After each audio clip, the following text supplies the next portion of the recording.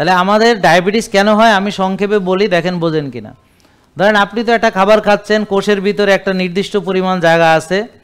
এখন খাবার খেলে আপনি হজম হলে, রক্তে চিনি আসলে সেই চিনি ব্যবহার করে শক্তি দিয়ে আপনি চলবেন। এখন আপনি বেশি খাইছেন, সেটা ব্যবহার করেন নাই, সেইটা কি হিসেবে জমা থাকবে শরীরে? কি হিসেবে জমা থাকবে? কথা কয় না। এই চর্বি।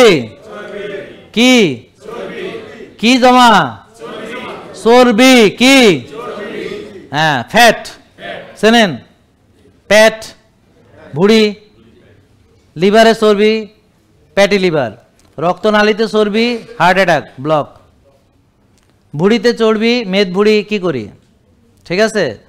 তারপরে কোষে চর্বি, এখন চিনি ঢুকতে পারে না, রক্তের চিনি কোষে ঢুকতে পারে না, তো রক্তের চিনি রক্তের ভিতরে বাড়তে থাকে, এই বেড়ে যাওয়া চিনিকে বলে ডায়াবেটিস।